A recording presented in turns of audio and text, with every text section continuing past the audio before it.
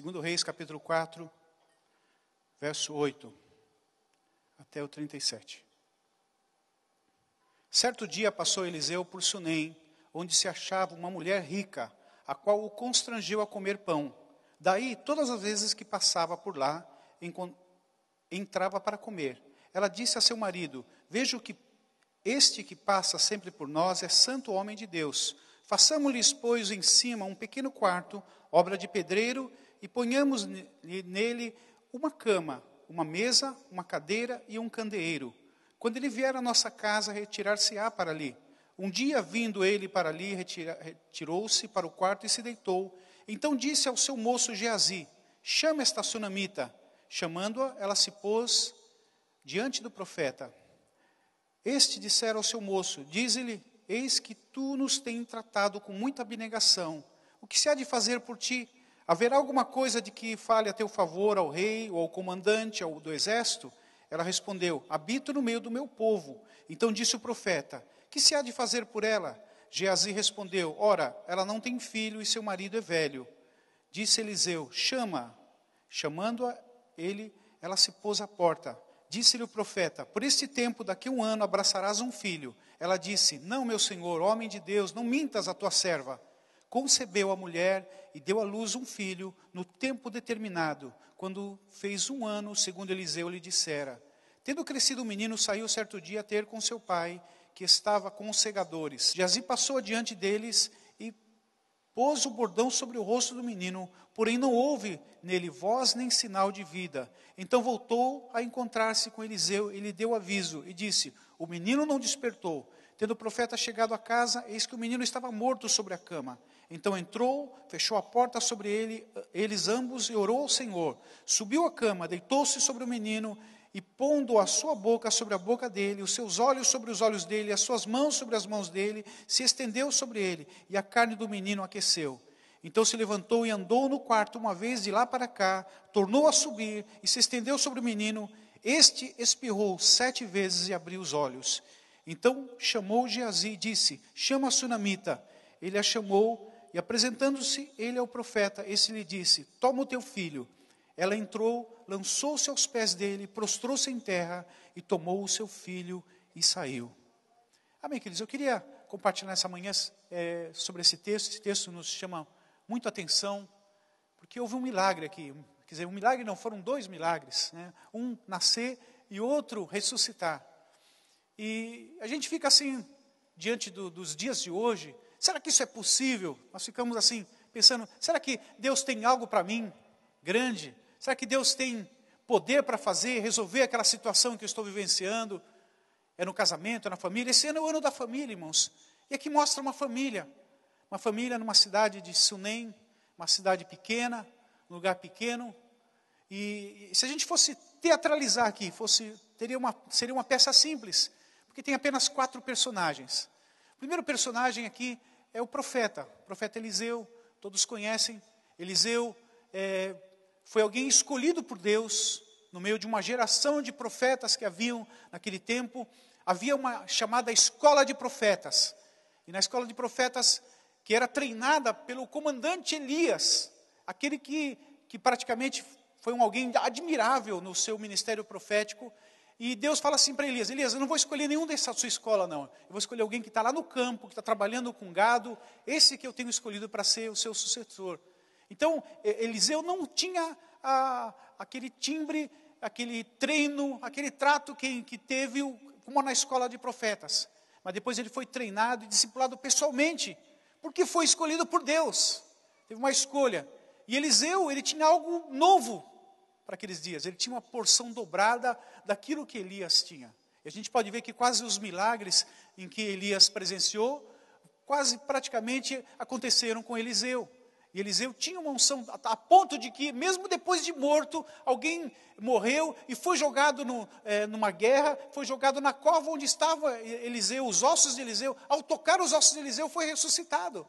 Então, irmãos, havia algo sobrenatural na vida desse homem de Deus, que tinha uma incumbência muito forte de trazer Deus para perto daquelas pessoas, de falar de Deus, de ser alguém que alertasse do pecado, denunciando o pecado, falando e trazendo o povo perto de Deus.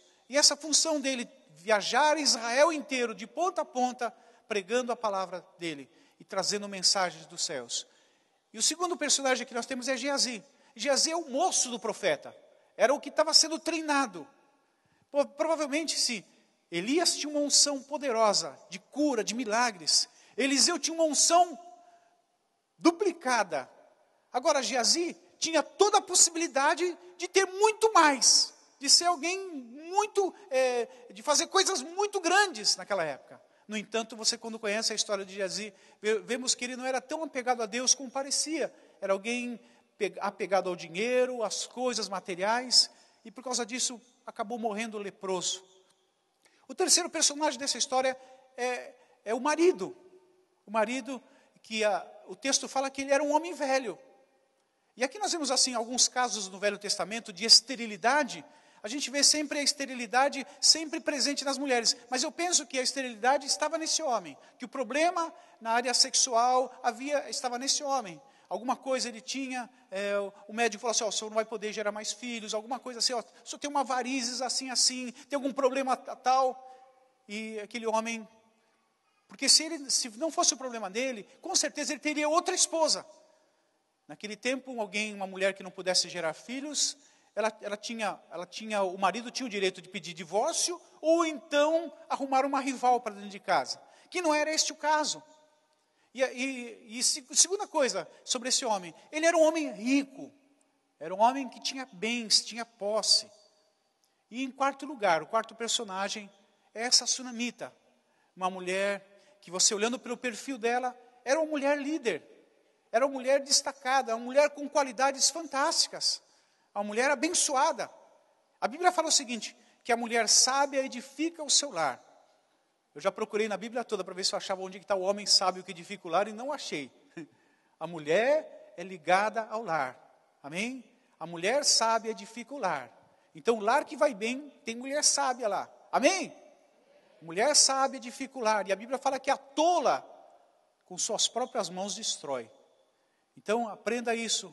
Você está vendo o seu lar ruindo, você mulher, você que tem um papel tão importante dentro do lar, dentro da família, você, mulher sábia, vai edificar, em nome de Jesus. E essa mulher era uma mulher que tinha qualidades de liderança. Eu queria chamar a atenção de algumas coisas importantes dessa mulher. Essa mulher, em primeiro lugar, essa mulher ela viu o procedimento do profeta. Amém? Essa mulher tinha um radar que apontava assim, olha, esse camarada é mau caráter, esse aqui não é. Era uma mulher que tinha uma intimidade com Deus e conseguia enxergar o que os outros não estão enxergando. Não sei se você já ouviu alguém falar assim, olha, fulano só atrai coisa ruim. Tem pessoa que tem um radar, mas pro lado errado. Uma vez eu ouvi uma mãe falando assim, essa menina só arruma tralha na vida. Tudo que é namorado que ela arruma é só problema. Parece que ela tem um radar para atrair coisa ruim. Pois essa mulher tinha um radar. E ela conseguia enxergar as coisas boas. Conseguia enxergar alguém que tinha qualidades. Ela conseguia bater o olho e ver isso. Então você que está namorando, você que namora aí, você moça, o rapaz, que está namorando, uma das coisas que Deus coloca às vezes nesse radar é a mãe. Pergunta para sua mãe o que ela acha do seu namorado, né? Esse camarada cheio de piercing, cheio de tatuagem, cheio de não sei o quê. Minha filha, sai fora. E a menina não ouve, né? Quanto mais a mãe fala, mais ela vai ao contrário. Esse camarada não quer saber de nada com o trabalho, né? Às vezes a gente como jovem, não quer ouvir os pais. E às vezes o radar está no seu pai, está na sua mãe. Outra coisa assim, quando a gente aprende a falar, quando fala para jovens que são solteiros. Quantos solteiros tem aqui nessa manhã? Tem bastante aqui. Vamos orar para Deus dar mais casamentos aí, em nome de Jesus. Então, quando a gente fala assim, olha, procura saber se ele é um bom rapaz, pergunta para a mãe dele, para ver o que ela vai falar. Mãe, ela tenta assim, de uma forma mascarada, mas a hora quando pergunta isso aqui, ela abre o verbo. Geralmente isso acontece.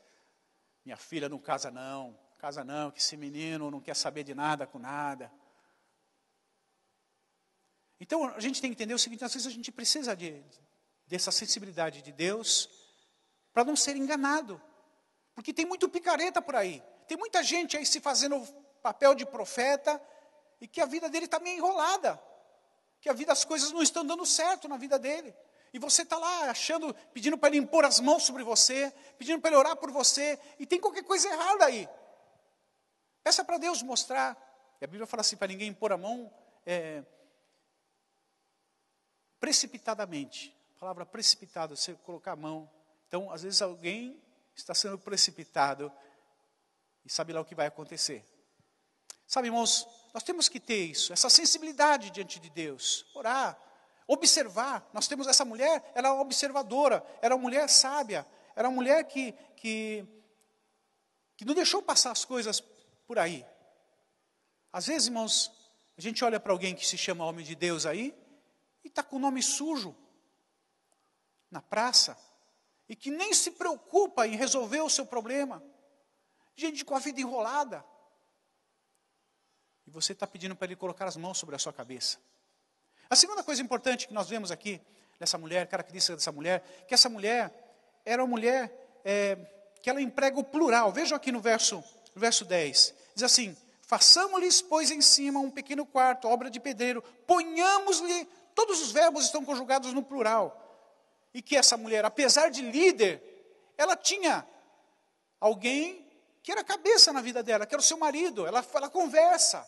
Ela não vai tomando atitude aqui, quem manda, quem canta de galo sou eu. Era uma mulher submissa, apesar de líder. E às vezes assim, às vezes a gente vê mulheres que têm um ímpeto de liderança maravilhoso, mas dentro de casa é insubmissa. E Deus não abençoa isso. Entender que Deus colocou o seu marido como cabeça. Isso não quer dizer também que você, se você tem o seu marido como cabeça, você que é mulher, não pense assim, eu não tenho direito a opinar, divergir. Não, você tem direito. Só que entender que no final, quem vai dar a decisão final é o marido, que é o cabeça. Amém? Então aqui nós vamos entender que o casamento é unicidade. E às vezes está faltando unicidade, está faltando isso, ser únicos. Tomarem uma decisão, às vezes alguém fala assim, o dinheiro é meu, eu faço o que eu quero com o meu dinheiro. E às vezes até mesmo você que é cabeça, você que é o líder dentro do seu lar, você que é o marido, acha que porque você é o cabeça, você é um ditador e que você vai determinar e pronto. Não. A Bíblia fala o seguinte lá em Efésios, antes de falar para que o marido ame a esposa, que a mulher seja submissa, fala assim, andando em sujeição uns aos outros. Andar em sujeição é entender o seguinte, que eu tenho uma família, eu preciso respeitar a opinião dessa minha família. Eu tenho que ouvir a minha esposa também, e saber qual é a opinião dela. Às vezes você, homem, você marido, você está enxergando muito reto as coisas, está vendo, você não consegue enxergar os detalhes. E Deus te colocou uma companheira, para que você não dê um passo errado. Eu já vi assim, alguém chegar assim para mim, pastor, olha que bênção que Deus me deu. Aí eu mostro um carro lá na porta, em 60 e não sei quantas parcelas, de tanto, que uma prestação que ultrapassa o orçamento da casa dele. Eu falei assim, meu irmão, isso não é bênção. Você conversou com a tua esposa? Não, eu sou cabeça. E aí a mulher ali, brava, chateada num canto, falando feio assim, olha aí pastor, e agora? Como é que a gente vai ser? Como é que a gente vai pagar isso aí? Amém, queridos? Casamento, depois que você casa, você já não vai poder mais tomar suas decisões sozinho. As suas decisões agora são decisões compartilhadas. Você entender que agora a tua decisão, agora é uma decisão familiar, e que você precisa conversar. Não quer dizer que a família seja uma democracia, não. Mas você precisa pelo menos ouvir todas as possibilidades antes de tomar uma decisão. E como Deus coloca, às vezes, a esposa como companheira, para clarear isso, para abrir os olhos para isso. A mulher tem uma criatividade, a mulher enxerga de uma forma diferente, enxerga detalhes, o homem só enxerga objetivo. Homem e mulher dirigindo são bem diferentes. A mulher ela consegue enxergar coisas de detalhes que estão acontecendo na rua. Por isso que às vezes elas causam um pouco mais de desastres no trânsito, né? Desculpe, foi sem querer. Homens, eles não conseguem chegar uma pessoa lá e falar assim, tu não viu fulano passando ali? Ela está olhando o trânsito, mulher. Então, são ângulos diferentes. Eu sempre lembro, uma vez, eu estava na televisão, assistindo televisão, e eles estavam mostrando a diferença do homem e da mulher. Aí eles pediram assim para uma mulher, indicar onde é que fica, era uma rua central ali de São Paulo. onde que fica a rua tal lá? Aí a mulher começou a explicar, você segue aqui nessa rua reto, tem um luminoso vermelho bonito da loja não sei do que, e tal, você segue ali, vira à esquerda, tem uma outra loja, a loja que tem um luminoso verde, que não sei o que mais, com letrinhas não sei o que mais, e ali tem onde vende a preços tal, ela foi falando tudo isso na explicação dela. Ali eu compro sempre ali, você vai gostar se você for lá algum dia, e tal. E aí você chega, pronto, explicou lá, demorou um pouquinho mais. Aí chegou, pediram para o rapaz, onde é que fica a rua tal? Você segue aqui reto, vira à direita, segue à esquerda e tal, e está lá. Os dois explicaram certos, só cada um de um jeito diferente. Homem e mulher são diferentes, amém? Você, homem, consegue enxergar de uma forma. Então, por isso que Deus colocou alguém diferente. E a Bíblia fala o seguinte, Deus colocou uma companheira idônea. Companheira, uma ajudadora idônea para estar com você. Para que você não tome decisões erradas. Família é isso. Se você resolveu casar, a Bíblia fala o seguinte, quando você é solteiro, cuida das coisas do Senhor. Agora, você que é mulher, cuida das coisas do marido. E você, marido, cuida das coisas da mulher. Então nós temos que entender que nós temos que cuidar um do outro. Que esse trabalho, não deixar fazer coisas erradas, não deixar tomar decisões. E essa mulher, ela fala assim, vamos fazer, vamos juntos. Ela não chega assim, aqui quem manda sou eu. Eu já vi, irmãos, uma mulher falar isso. Por muito tempo ela falou isso. Que quem canta de galo sou eu. Ela gerou uma filha com tendências ao lesbianismo e um filho com problemas homossexuais. Sabe por quê? Porque distorceu um papel que Deus criou da normalidade, onde ela tem que deixar o cabeça. Mas pastor, meu marido é um banana. Não fala isso, minha irmã. Ajuda ele, você é ajudadora dele, ajuda ele a tomar decisões. Ajuda ele a tomar decisões.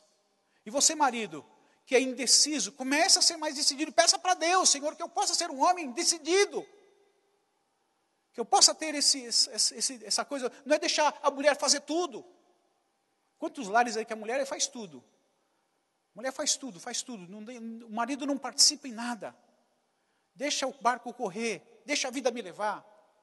Se você é o cabeça, meu irmão, tome essa responsabilidade. Não só apenas como o homem que traz os recursos, mas também como alguém que seja um sacerdote de Deus.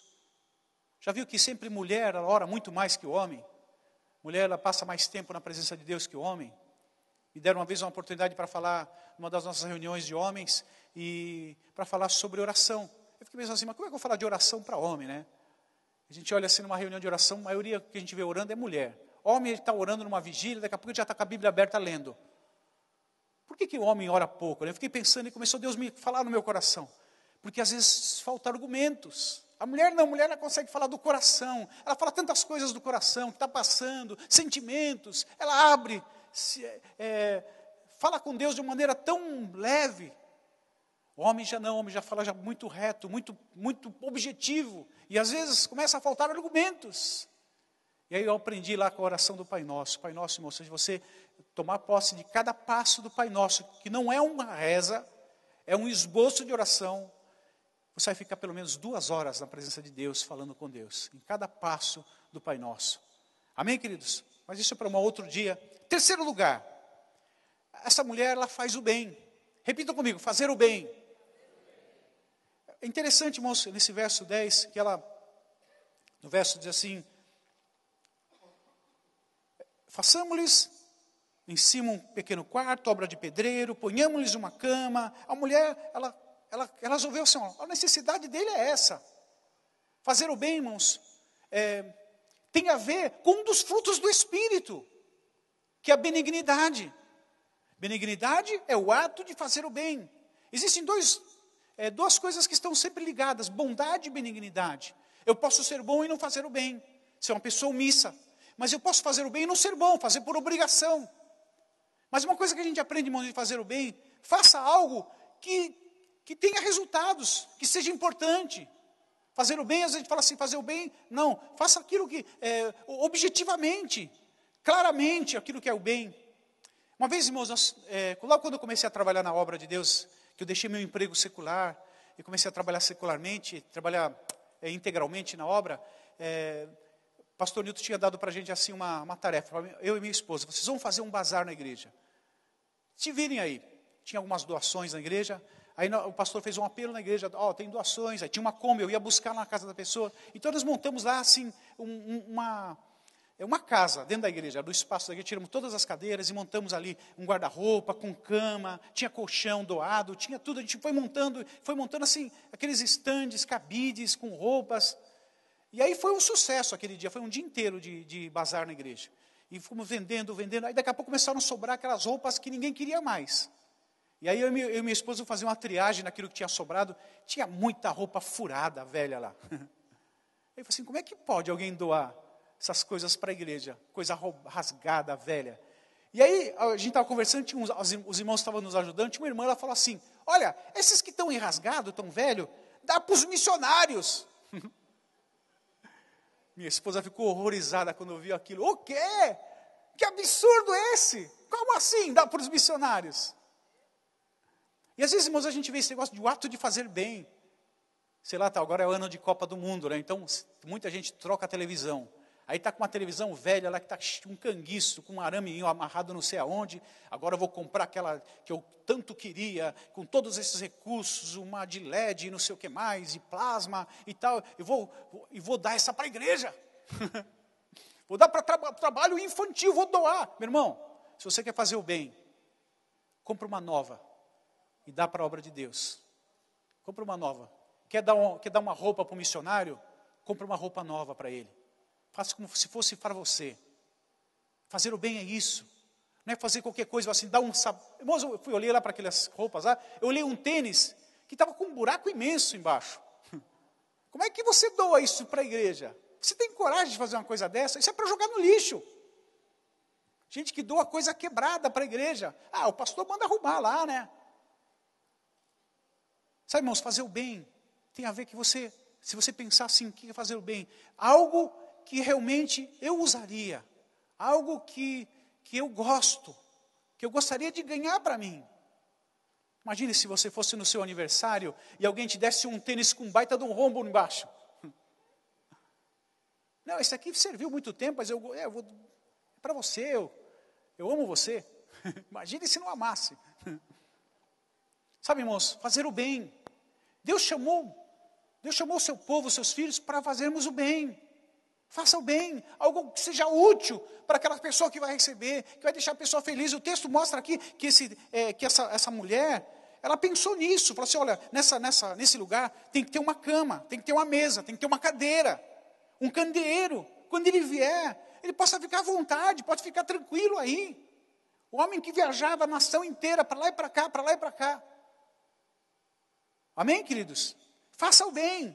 Aprenda assim, Senhor, eu quero fazer o bem. Mostra de que forma eu posso fazer isso.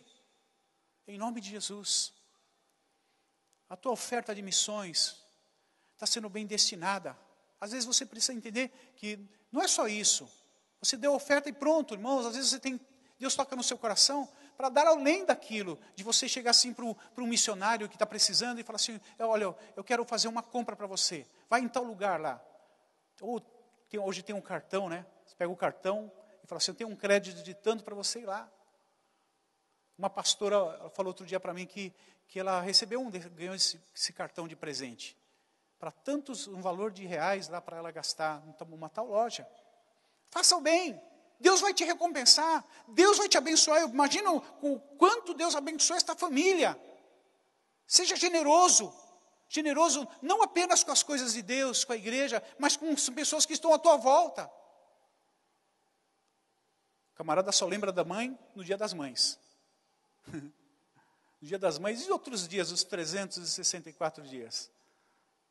O que aconteceu? Você esquece da sua mãe?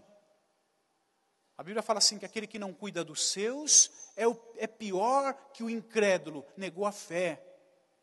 Você, marido, seja generoso com os seus filhos, seja generoso com a sua esposa. Mas pastor, se eu ficar dando muito presente para os meus filhos, minha esposa fica com ciúme. Não fica. A mulher é muito ligada à cria, ela vai ficar contente de saber que você está doando, que está se dando. Seja generoso, você esposa também, seja generosa com seu marido. Ah, mas ele tem tudo. Não, seja generosa. O texto fala, irmãos, que aqui mostra que eles eram ricos, não precisavam de nada. No entanto, o profeta resolveu dar alguma coisa em troca. Amém? Quarto lugar, ele era tratado com dedicação e carinho por essa mulher. Veja só no verso 11 até o 14. Um dia, vindo ele para ali, retirou-se para o quarto e se deitou. Então disse ao seu moço, chama a sunamita. Chamando, ela se pôs à porta. Vejam que esse homem ficou impactado com a forma com que ela estava tratando ele. Quando você trata alguém bem, é óbvio que as pessoas vão perceber. Amém? Você vai perceber como está sendo tratado, você nota isso. Você gostaria de ser tratado de forma rude? Essa mulher tratava eles bem, tratava as pessoas bem. Da mesma forma, você que é líder de célula, que está aqui nessa manhã, se você não tratar bem aqueles que são convidados, aquele convidado não vai ter vontade de voltar.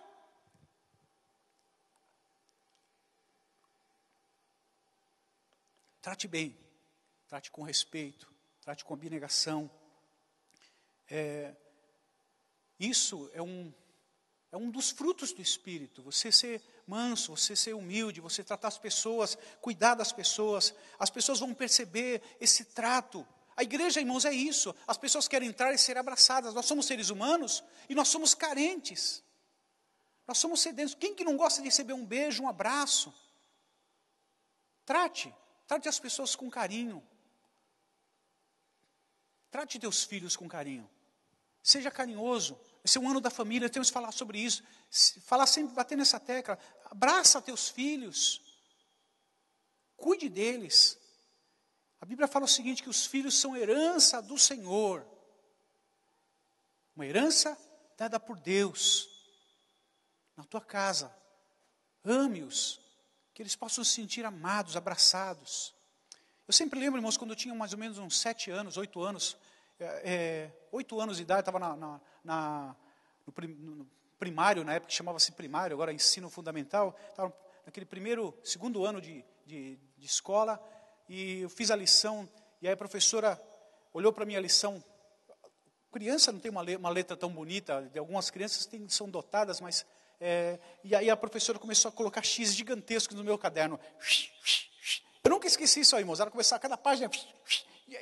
E ela me xingou na época, hoje é bullying, né? Mas naquele tempo não, no tempo, seu burro, sua anta, sua besta. E aí, aquilo ali, irmãos, eu fiquei apavorado ali. Apavorado, eu era um menino tímido, né, na minha, tal. E fui para casa sentindo-me humilhado, né? Os colegas riram de mim, né? Com a minha pastinha debaixo do braço, fui indo para casa, estudava ali no Grupão, morava ali na Vila Valença, fui andando para casa. Aí quando eu cheguei em casa, minha mãe olhou para mim, mãe é mãe, ela olhou para o filho, que foi? Que foi o quê, mãe? O que aconteceu com você? Nada, fala para mim o que aconteceu. Aí eu contei para minha mãe, e minha mãe ela falou assim na mesma hora, filho, você não é burro não, você é inteligente. E começou a falar palavras muito positivas. No dia seguinte eu estava lá, todo altivo de novo na classe, esqueci de tudo. Por quê? Porque a pessoa mais importante que eu tinha naquele momento, que foi minha mãe, ela teve a capacidade de falar as palavras certas, importantes. E às vezes, irmãos, você pode ouvir elogios de tudo quanto é lado, mas como filhos, como crianças, o melhor elogio que deve ser dos pais. E é muito importante para a nossa formação de caráter. Muito importante isso, essas palavras de ânimo, de apoio. Aprenda, enquanto eles são pequenos, aproveite isso, mima eles, abraça eles, corrija eles quando for necessário também. Mas eles são carentes, eles precisam disso. E às vezes tem crianças que faz pronta, sabe por quê? Porque ele quer chamar a atenção dos pais, que não dão mais atenção para ele. Aproveite enquanto eles são pequenos, curta eles bastante, dê tempo a eles o máximo que você puder. Hoje nós estamos vendo uma sociedade onde pai e mãe trabalham, não tem tempo, fica essa criança com os avós. E como diz o ditado lá, avô é só para agradar, não é para educar. Avô e avó, por mais bem intencionados que eles tenham, você pensa, eu perdi meu tempo já com meus filhos, já fiz o que tinha que fazer, agora neto é só agradar. E dar doce na hora errada, e não educa nas coisas na hora que deve ser educado, acha bonito, às vezes, a malcriação. Ai, que lindo! Meu netinho, tão lindo. Hoje nós estamos vivendo um tempo assim, irmãos, se você puder, mãe, se você puder, pai, dê tempo com qualidade para eles. E se você, mulher, puder abrir mão, às vezes, de um trabalho que você está fazendo lá tão importante, se valer a pena mesmo, se vai valer a pena, se não, abra mão disso para estar com seus filhos, o máximo que puder, em nome de Jesus. Quinto lugar, aprendeu a respeitar a privacidade. Repita comigo, privacidade.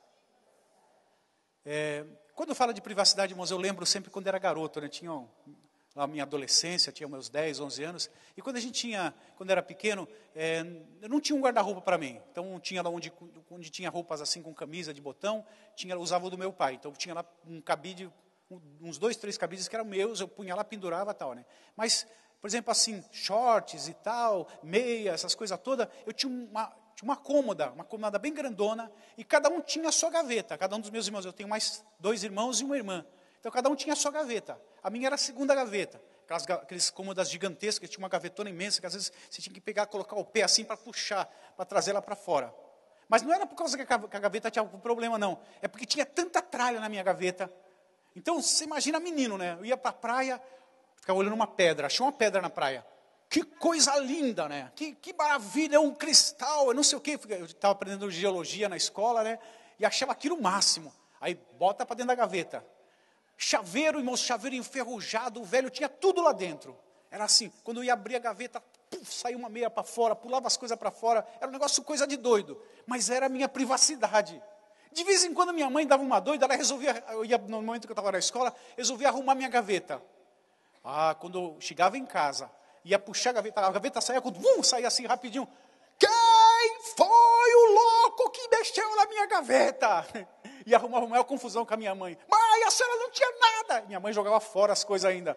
A senhora não tinha nada que jogar meus cristais raros, minhas pedras. Meu, era tudo lixo, irmãos. Papel, velho, figurinha amassada, era tudo que você pode imaginar estava dentro da gaveta. A gaveta, assim. Aí minha mãe arrumava, mas eu ficava tão bravo com a minha mãe, ficava sem falar com a minha mãe uns 2 dias. Mas a senhora não tinha nada que mexer na minha gaveta. A gaveta é minha. Era a minha privacidade ali. Mesmo com aquela bagunça. E às vezes, irmãos, nós temos dentro de nós uma privacidade. Um espaço privado que é só teu. E aqui o texto fala, irmãos, que essa mulher, ela sabia respeitar. Veja só aqui no verso 15. Quando diz assim, disse Eliseu, chamando-a, ela se pôs à porta. Ela podia se dizer assim, isso aqui é casa, é minha, está no meu terreno, foi o que construí. Ela podia entrar e ir entrando no quarto do profeta. Não, ela ficou na porta esperando, respeitou. E a gente olha, irmãos, às vezes algumas mães que ajudaram o filho que está casando, e ela acha que tem o direito de ter a chave da porta da casa do filho, porque ajudou o filho, de se intrometer, de mexer onde não deve. Nós temos que entender, onde está o meu espaço? Eu tenho que respeitar o meu espaço. E a gente entende, irmãos, que às vezes até alguns têm privacidade demais. Alguns filhos que tem lá, você coloca uma linha de internet no quarto do teu filho, e deixa ele à vontade, não entra lá dentro para ver. O que vai acontecer? De repente esse menino está se envolvendo com prostituição, com tudo que é pornografia na internet. Não, tem que ter uma privacidade. Mas você fala assim, enquanto você morar aqui na minha casa, aqui quem manda sou eu, né? Aí é diferente. Mas às vezes, irmãos, você tem um filho que já está casado, e que você acha que ainda tem o direito de se intrometer na família. Eu já fiz aconselhamento de casais, em que a esposa disse assim, pastor, o problema não é meu marido, o problema é minha sogra. Que ela entra aqui, ela fala tudo. A gente fica assim, mas como é que o marido deixou? Como é que isso? Ela tem a chave da minha casa, pastor. Você imagina uma coisa dessa? Sabe, irmãos, entender onde é a tua privacidade? Nós aprendemos a respeitar, bater na porta, respeitar, pedir licença, sermos educados. Essa mulher tinha essa característica, em nome de Jesus. Em último lugar, irmãos,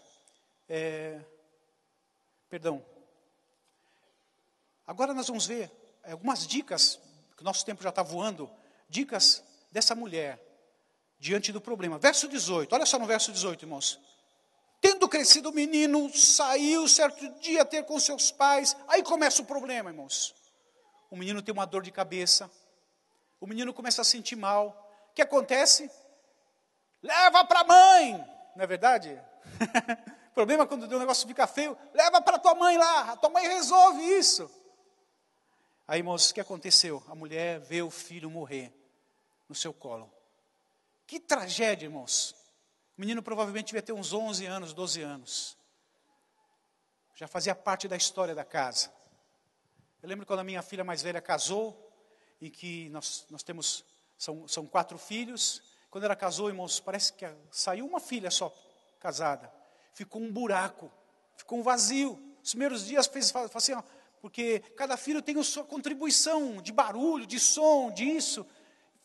Ficou um buraco na nossa casa. Então, irmãos, imagina uma família que tem um filho único. E esse menino morreu. O menino já fazia parte da história deles. Já fazia diferença. Já comia junto com eles. Sempre já tinha comida, já tinha os pratos deles certinho lá à mesa. Já tinha o seu espaço. E de repente esse menino morreu. O que aconteceu com essa mulher? Primeira dica que essa mulher nos dá. Não entre em desespero. Diga para o irmão do lado, irmão, não entre em desespero quando o problema vier. Às vezes, irmãos, nós nos desesperamos. Primeira dica dessa mulher não se desesperou. Essa mulher tinha qualidades fantásticas. Segundo lugar, ela é otimista e cheia de fé. Amém? Quando vier o problema na sua casa, meu irmão, seja otimista, tenha fé. Porque uma das coisas que acontece quando a gente tem um problema e a gente se defronta com ele é murmurar. É tudo que Deus não quer que você faça. Você murmura, reclama, perdeu a bênção. Eu fico imaginando, irmãos, uma cena assim. Você está ali pedindo para Deus, orando num canto, e o anjo está vindo. E o anjo está vindo trazer a bênção para você. Está carregado de bênçãos para te dar. E aí, está chegando a tua hora. Teu momento está chegando e você chega ali. Aí chega aquele momento que dá um estalo e você, não quero mais saber. Deus não esqueceu de mim, Deus não se importa comigo, e não sei o quê. Aí o anjo pega a bênção e começa a voltar de volta, trazendo aquilo que ia entregar para você. Recolhe a bênção. Deus fala assim, recolhe. Começa a falar e fala, estava quase recebendo, as coisas estavam quase fluindo na tua vida. Por quê? Não murmure. Não reclame. Pensa nisso. Além de você, o texto fala que ela é otimista, que ela pegou o menino, ela foi lá no quarto do profeta, abriu a porta, colocou ele na cama do profeta. Essa mulher podia enterrar o menino. Vamos mandar enterrar, fazer um culto fúnebre e tal. Não, ela cria que alguma coisa sobrenatural iria acontecer. Que mesmo ela nunca ter visto uma ressurreição, ela cria que a ressurreição iria acontecer. Amém? Terceiro lugar, essa mulher, ela recebeu a palavra. Ela recebeu a palavra do profeta. Amém? Receba a palavra. Não tem palavra que parece que entra em nosso coração e nos rasga. O texto fala assim lá no começo, que ela recebeu a palavra de fé, palavra de vida, palavra dos céus. Uma vez eu estava assim, para comprar um carro, e olhando, na época era o ano 1900, era 1999, e estava eu olhei um Santana, uma concessionária. Eu morava em São José do Rio Preto. E aí eu fiquei olhando para aquele Santana, quando eu abri a porta, chegou uma senhorinha desse tamanho assim, ó, com um coquinho na cabeça, assim, cabelinho bem branquinho. Ela entrou assim, bem brava, e abraçou o carro e disse assim, é meu, em nome de Jesus. Eu falei assim, que isso? Está dentro de uma concessionária, mulher com a Bíblia na mão, é meu, ela estava orando por aquele carro, estava pedindo para aquele carro, estava tomando posse. Às vezes, irmãos, nós precisamos tomar posse da palavra. O profeta lhe disse antes lá, disse assim, olha, hoje você vai conceber, hoje você vai ter. Não, imagina que aquela mulher começou a sonhar. Ela recebeu a palavra para si. E agora, irmãos, essa mulher, vendo o filho morto ali, ela tinha essa mesma fé, esse otimismo, essa crença. Ela recebeu a palavra do seu coração. Nós temos que, às vezes, guardar uma palavra dentro de nós. Às vezes você chega para um culto, essa palavra é para mim. Eu creio, eu tomo posse dela, em nome de Jesus.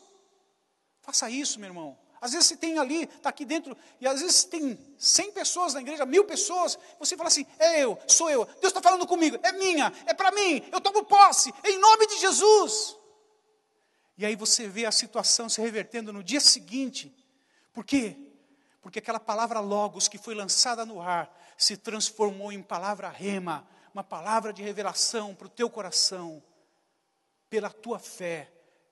Amém? A palavra é lançada, as ondas da palavra são lançadas e entram dentro do nosso coração, mas cabe a mim e a você transformá-la numa palavra de revelação, numa palavra específica, numa palavra que vai mudar a minha vida e minha história e da minha família, em nome de Jesus. Amém? Ela é otimista. Quarto lugar, essa mulher é uma mulher sábia. Verso 26, assim que corre ao seu encontro, diz ele, vai, tudo bem contigo, com teu marido, com teu menino, tudo bem. Perceba que também no verso 23, quando o marido lhe pergunta assim, você vai lá, não é dia de festa de lua nova, nem sábado. Ela diz, não faz mal. Essa mulher, ela omitiu o que estava acontecendo. Ela podia ter falado, olha bem, morreu o nosso filho, a casa caiu.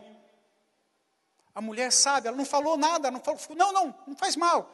Não contou nada para o marido. E quando chega Geazi perguntando, vai tudo bem? Tudo bem. Porque é uma mulher que às vezes você pensa assim, toda a tua vida, toda a tua história, você conta até para a torcida do Corinthians. Espalha, fala para todo mundo. Não é assim. Às vezes nós temos problemas que são graves, que a gente tem que procurar alguém com direção de Deus, que nos dê orientação, e que saibam o que vão falar. Amém? Conta para todo mundo sabe, põe no Facebook. Olha, morreu meu filho, na hora tal, eu estou desesperada. Você imagina uma coisa dessa? Essa mulher não, ela omitiu, ela chegou assim, só vou falar para o profeta. Ela estava decidida. E a gente vê que ela tem o radar que nós falamos no começo, que ela olhou para Geazi, não, esse camarada não me inspira confiança. Não falou para ele. Às vezes a gente fala assim, confessai as vossas culpas uns aos outros para que sareis. Tem gente contando a culpa para todo mundo na igreja, todo mundo sabe. Não, irmão, você tem que olhar para alguém que vai ser elemento de Deus na tua vida para a tua cura. Amém? E às vezes não é todo mundo que você pode falar. Nem todo mundo está preparado para ouvir. Deus vai colocar alguém do seu lado, alguém da sua confiança. Às vezes a pessoa de confiança não é o seu líder espiritual, não é o seu líder de célula. Às vezes é alguém que você tem uma intimidade, que vai orar junto com você e que vai fechar as 7 chaves, aquilo que você contou. Amém? Isso é sabedoria. Essa mulher é uma mulher sábia. Agora imagina assim, a mulher tem um probleminha em casa, ela liga para o marido, olha bem, está acontecendo isso aqui, aquilo outro, arrebentou aqui a caixa d'água, infernizando o trabalho do marido. O marido não consegue trabalhar em paz, porque a mulher liga toda hora para ele. Imagina, irmãos, uma mulher, o vizinho, passou uma cantada na mulher. E ela chega para o marido, bem, o camarada está no trabalho. No trabalho ele lá, fala assim, o vizinho falou isso aqui para mim. Que esse marido está atormentado no trabalho dele, primeira coisa que ele vai pensar, vou comprar uma arma, vou matar esse vizinho. Sabe, irmãos, ou fala ou destrói. Falar as coisas na hora certa. Sabedoria, peça para Deus sabedoria. Em nome de Jesus, bota fogo na coisa. E em último lugar, nós já estamos encerrando. A última atitude dessa mulher que nos encanta e nos faz pensar. Essa mulher, diante do problema, diante do impossível, ela sobe o Monte Carmelo. Amém? Ela subiu o Monte Carmelo, prepara um jumento, fazer um esforço, subir um monte, não era para qualquer um, não. Subir um monte, você imagina, você é algo pesado, que não é fácil. Subir ainda com o jumento vai trotando, plum, plum, plum. Subindo o monte. Subir o monte, irmãos, o monte naquele tempo, o Monte Carmelo significava, era o símbolo da presença de Deus. É como se falasse hoje, vai à igreja. Tem muita gente assim, irmãos em Cristo. Meu irmão, pensa dessa maneira, qualquer problema, ele deixa de ir à igreja. Ah, porque o fulano de tal falou isso para mim, eu não vou mais. Ah, porque aconteceu isso? Pessoas melindrosas hoje, irmãos, você vai à casa de Deus porque você vai cultuar a Deus. Deus precisa ser cultuado e você tem necessidade disso. Deus colocou isso, é inerente a nós. Nós nascemos para a glória de Deus. Nós nos encontramos aqui, não é para bater papo, não é para se conhecer. Nós nos encontramos aqui, culto após culto, reunião após reunião, por causa de Deus, porque nós queremos cultuar Ele. Não é porque você exerce um ministério, você está aqui. Não, você está aqui porque você veio cultuar ao Deus vivo e poderoso. Ele é digno de todo louvor, toda adoração. Essa mulher subiu no Carmelo, representava a presença de Deus. Onde você vai buscar ajuda? Busque ajuda na igreja, no meio do povo de Deus. Não vá lá no Joãozinho das Quintas, não sei o que mais. Tem gente que corre atrás de tudo quanto é lado, vai atrás de tudo quanto é recurso. E o último lugar é Deus. Deus não deve ser última instância em nossa vida. Mas pastor, eu tenho que correr atrás do problema, eu tenho que resolver. Em primeiro lugar, fala com Deus. Em primeiro lugar, vai a Deus. Busque a Deus. Vá ao Carmelo da tua vida. Vá no teu secreto com Deus. Busque a Ele. Busque a presença dEle. Por que às vezes você recebe só em última instância? Porque Deus é a última instância na sua vida. Aprenda a agradecer a Deus pelo alimento que Deus te dá. Aprenda a agradecer a Deus pelo dia.